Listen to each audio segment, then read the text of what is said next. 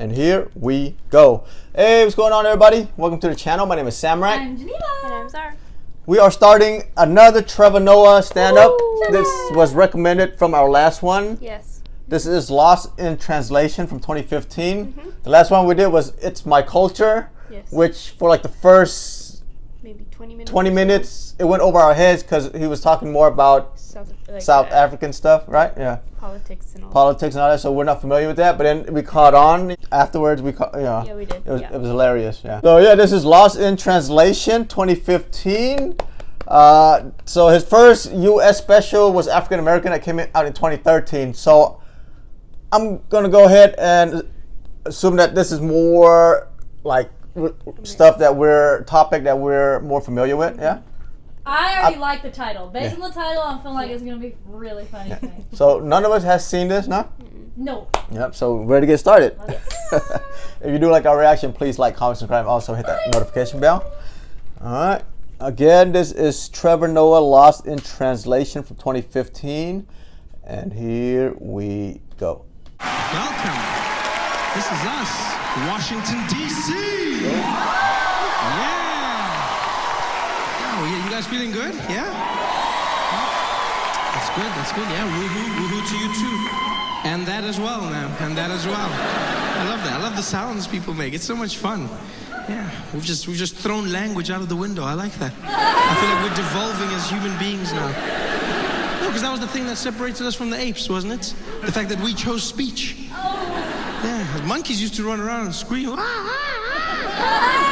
And we were like, no.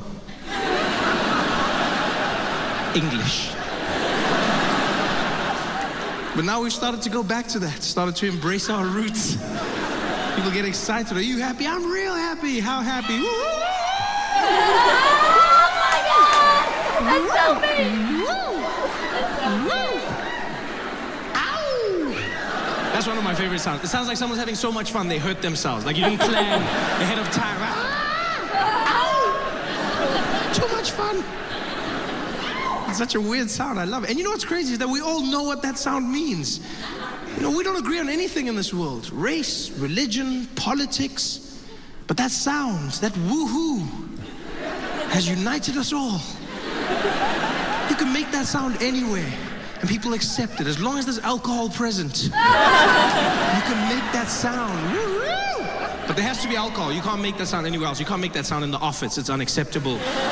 Your boss won't allow it. You can't be like, final email sent. Johnson! Sorry, sir, sorry. You can't make that sound in church. And that is why Jesus died for our sins. Sorry, Pastor. Go to hell. You just can't do it. But everyone knows it. Everyone knows what woohoo means. It means happiness. Yeah, it means the happiness of the people. It's strange, because no one asked me to vote on it. I didn't get to choose. If I was to choose, I don't know that I would pick woohoo as the sound of happiness. Strangely enough, I think it may be more apt as the sound of sadness. Yeah, I could see it at a funeral, family gathered around the casket, tears streaming down their face, pastor reading the eulogy. We will always remember Mary as a loving mother, a caring friend, foodie, blogger, and wonderful sister. Before we lay her to rest, would you please join me now as we observe a moment of woohoo? Everyone's standing there in tears. Woo! Woo! Ow! There'd always be one big lady in the corner. Woo!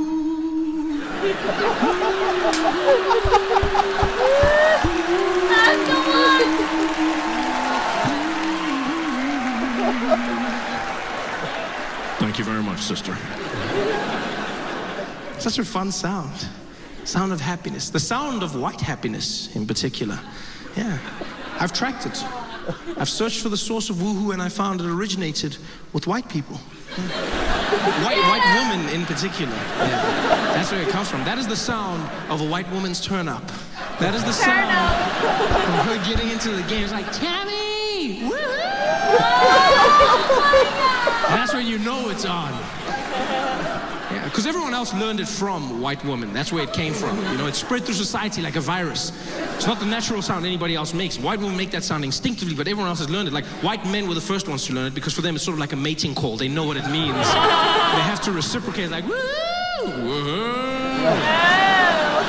But everyone else had to learn it. It's a natural sound for them, but for nobody else. Like, black people woohoo, but it's not the natural sound black people make for fun. You know, black people can woohoo. Black people often do woohoo.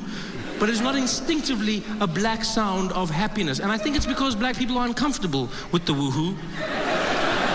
Deep down inside, there's a certain moment in woohoo when every black person stops enjoying it. There's just a moment when, and maybe this is just my personal experiences, but I feel it sounds eerily similar to a police siren. There's just a moment where it stops being fun. It's just that split second was like, woohoo! Oh my God!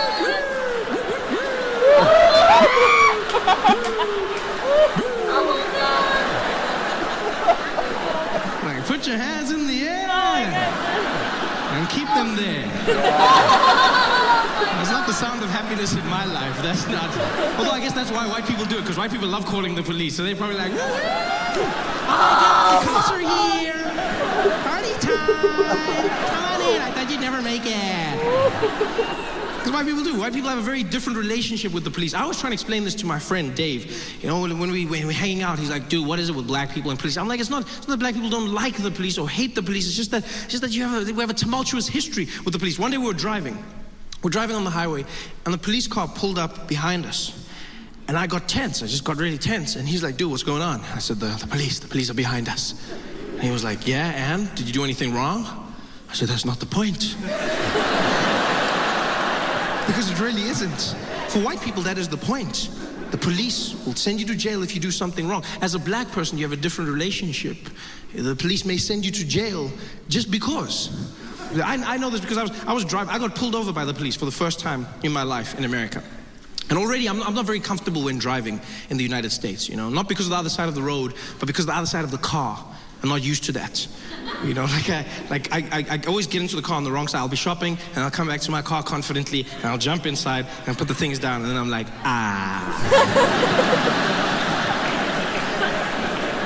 And then instead of getting out, I sit there. I always just sit there. Because I always think somebody's watching me, so I just sit there. And I act like I planned it all. Like, where is my driver? Where is my driver? He should have been here by now. Where is my... Oh, well, I guess I'll drive myself.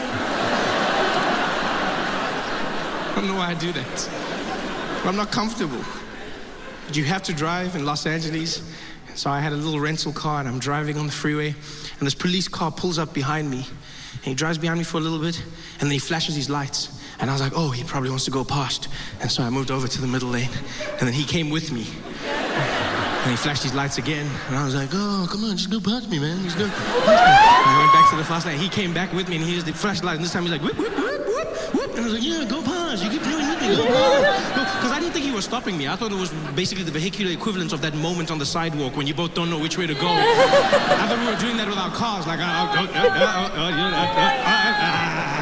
thought that was happening. And clearly he thought that I was evading him in the most polite manner ever.